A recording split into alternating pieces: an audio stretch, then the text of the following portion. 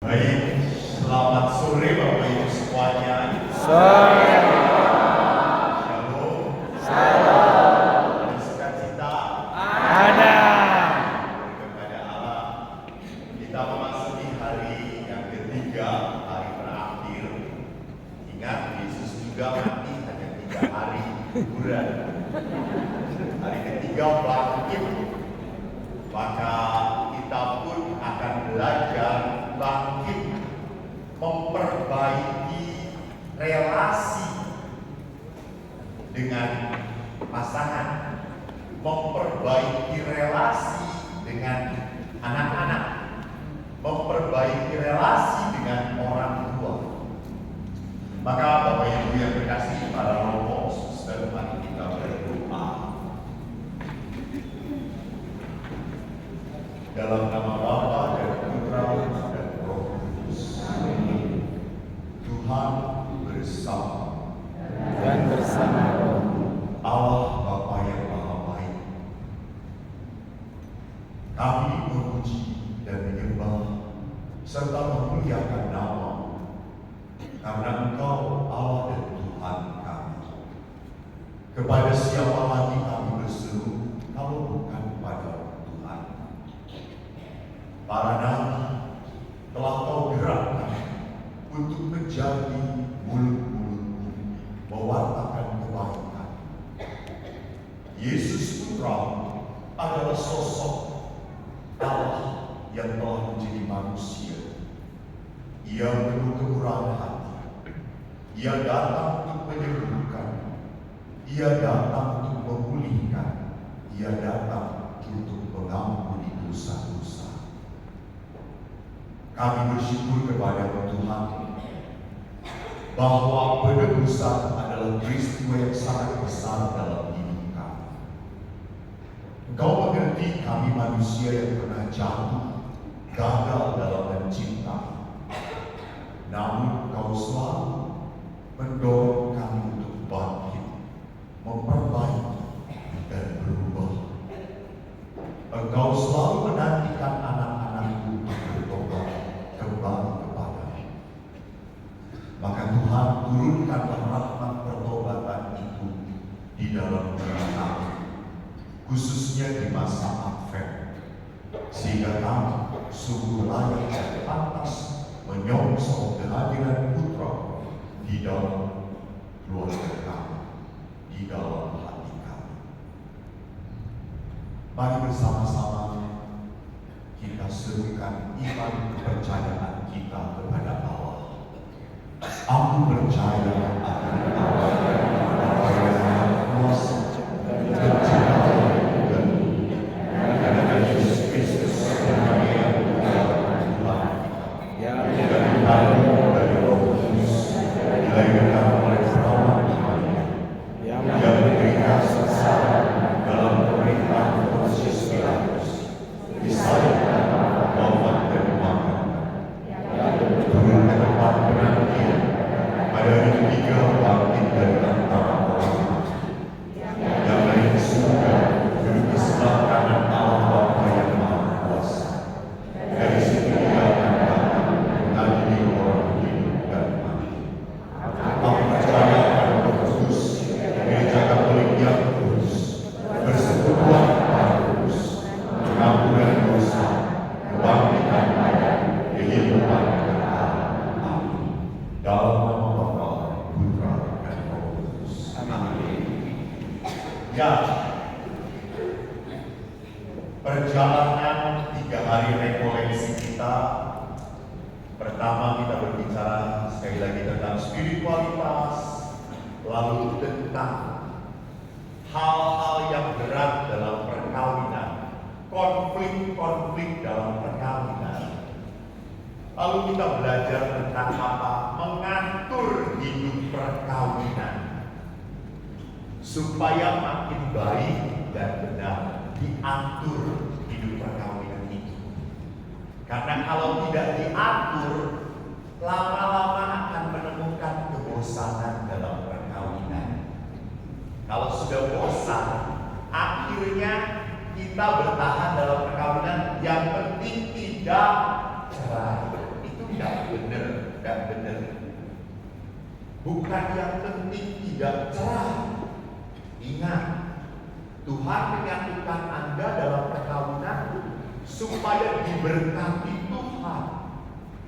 Bukan menantikan sampai gak cerai, bukan. Atau sampai menantikan siapa duluan yang dipanggil Tuhan, bukan.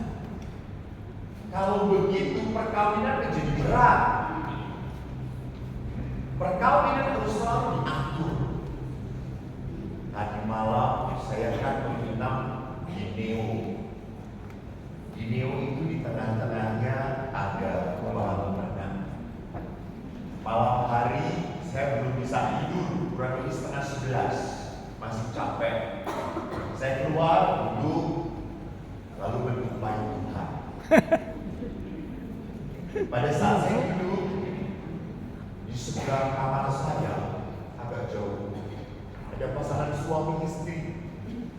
Suaminya keluar hanya pakai celana panjang, badannya tidak pakai baju. Karena saya mungkin kepanasan. Tahunya apa? Dia langsung berenang malam-malam jam setengah 11 sampai jam 11 saya masih berenang. Istrinya keluar pakai jilbab, baju, pakai celana panjang, berenang juga. Tapi berenang yang membuat saya iri. Mereka pelukan, gendongan, saya juga sendiri.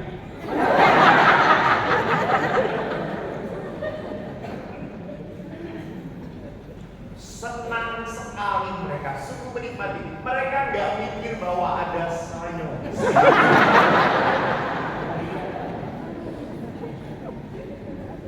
Dia mungkin kalau Katolik dia akan berkata, pastor gak bisa ya seperti kami. Tapi lihat, perkawinan itu ya harus seperti itu. Ada saat-saat di mana kita asik berdua, menikmati. Jangan hanya memikirkan luka, sakit. Loh ini masih sakit. Bukan ini, luka dari pengampunan.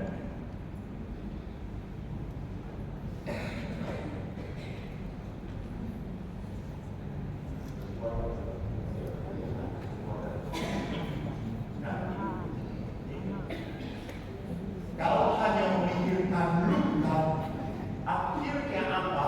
Kita malas. Kita selalu udahlah malas lah. Sudah tua, ngapain gitu-gitu lagi?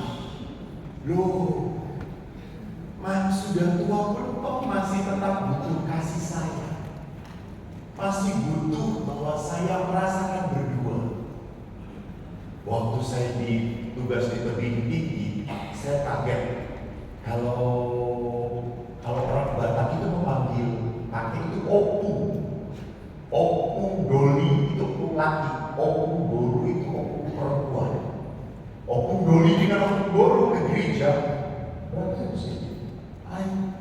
88 tahun sedang jalan berdua pegangan. Lalu saya di gereja setiap minggu selalu lihat dua opung itu pegangan. Saya kata, opung hebat kali.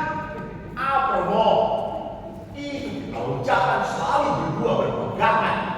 Sayang sekali kan? Bukan sayang ini. Kenapa? Aku jangan.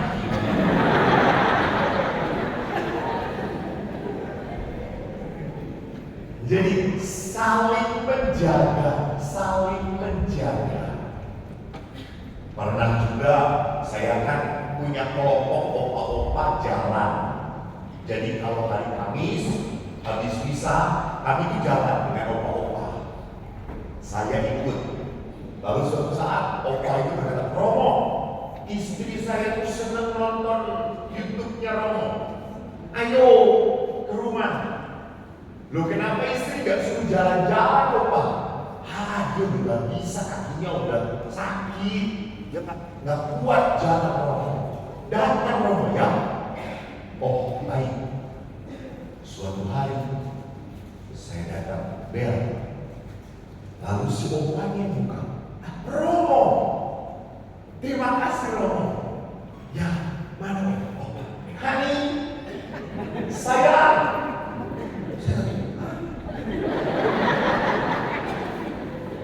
Siapa man? Sayang. Sayang itu sayang tuh seksi dia keluarnya. Ya.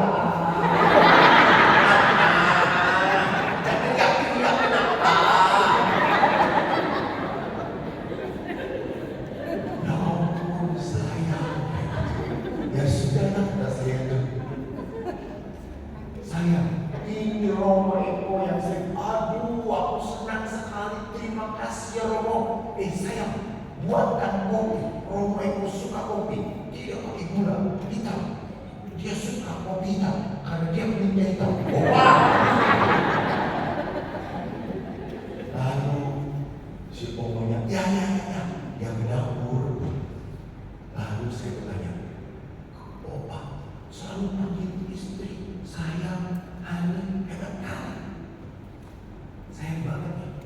Bukan, aku sudah lupa nama dia.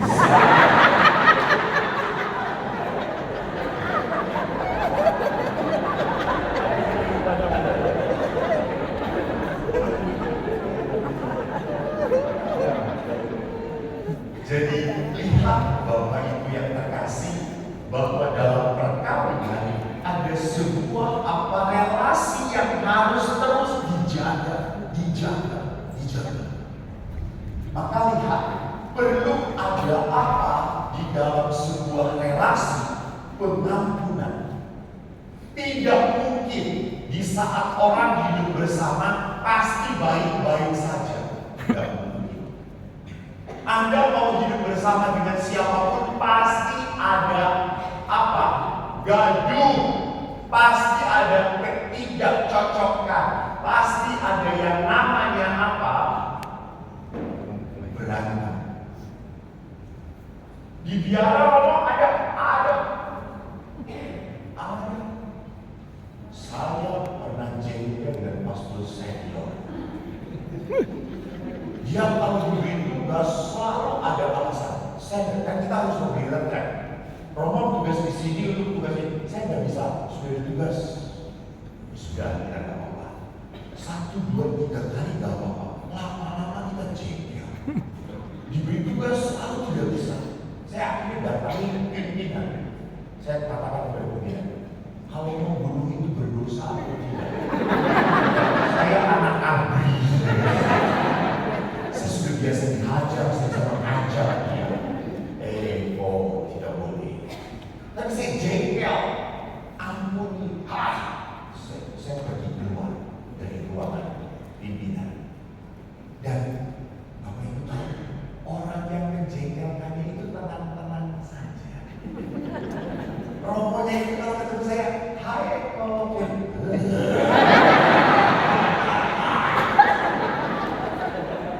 Bahkan saya kalau ketemu di biara dia sedang lewat, saya putar. Saya tidak mau. Lebih celaka lagi kalau duduk makan, kami kan makan di satu meja, dia di sebelah saya. Maka saya tidak pernah berbalik ke sebelah kanan karena ketemu dia. Saya selalu ngobrol dengan sebelah kiri. Tapi dia ibadah apa? Gak tahu.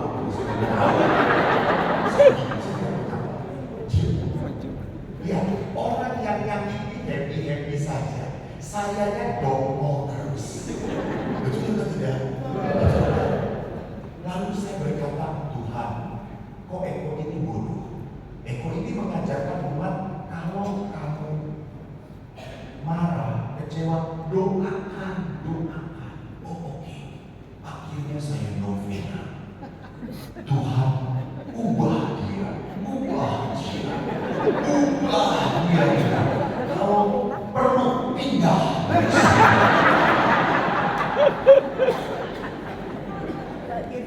Ya berdoa.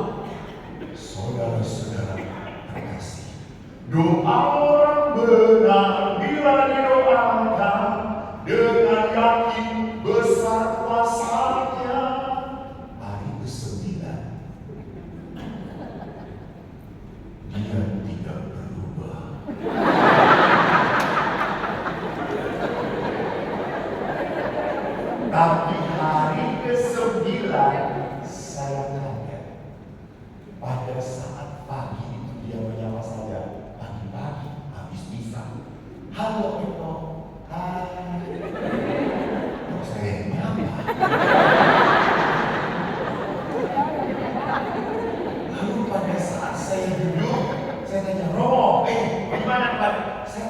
dia itu akhirnya nggak mau tugas karena hobinya main badminton. Malah saya kemarin main badminton rame kok. Padahal itu yang saya cek buat cek. Malah saya tanya, nggak pernah. Lalu saya akhirnya buat kopi. Pas saya buat kopi, ini mulut itu tiba-tiba, Romo sudah buat kopi belum? Belum kok, saya buatkan ya. Iya kok, makasih ya kok. Iya.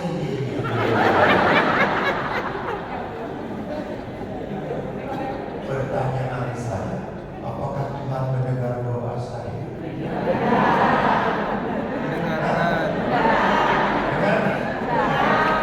Dengar atau tidak?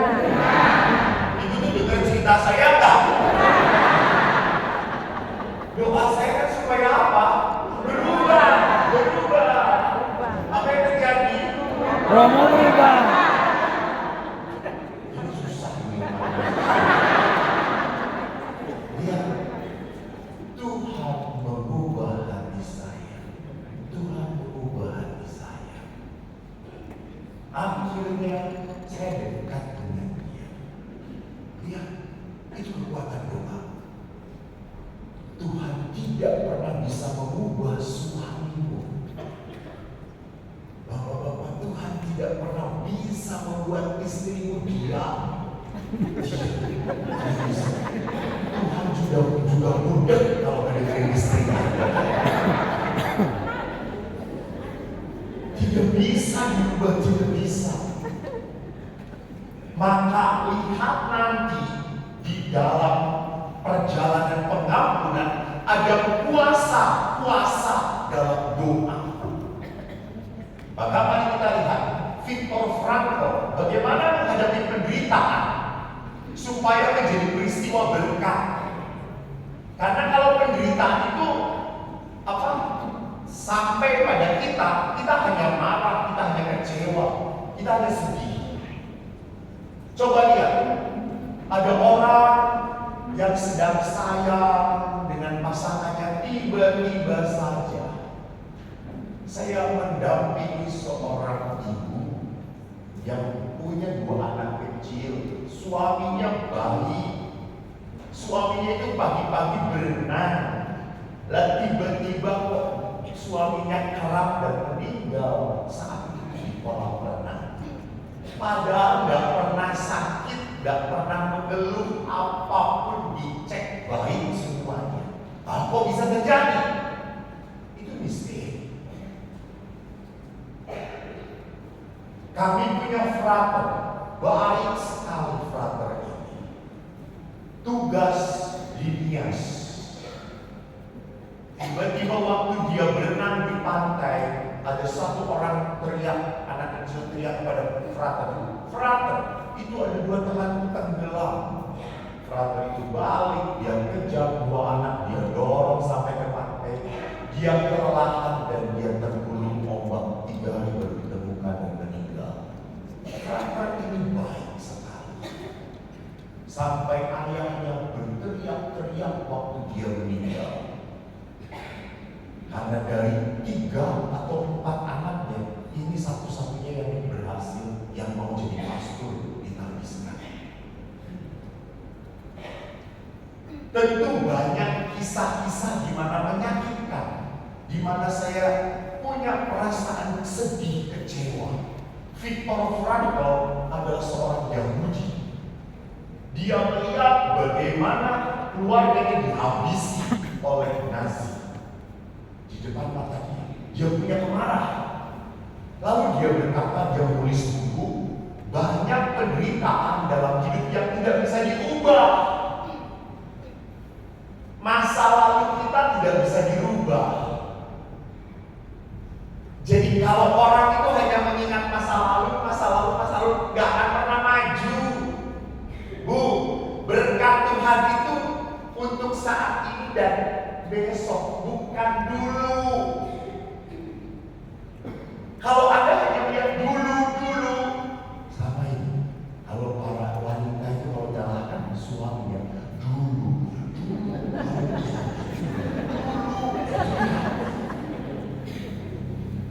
Kan anak-anak juga sama. Anak-anak SMP itu kan males ngomong dengan mama papanya, apalagi dengan mamanya.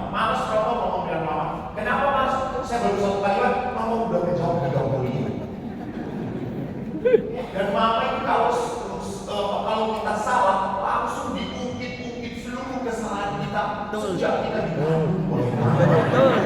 Betul tuh. Ibu-ibu. Bahkan mama itu kalau marah itu selalu merembet. Pernah anak itu pulang sekolah, pas pulang dia dengar mamanya marahin sama cicinya, sama kakaknya. Oh, dia masuk, mama, aku bilang ini bersama. Pastor, kenapa saya dimarahin juga, Pastor? Because you are the right man on the wrong time. Jadi lihat bahwa banyak hal yang tidak bisa diubah, dan kita seringkali lebih senang tinggal di masa lalu. Dulu sedih. Orang sedih boleh asal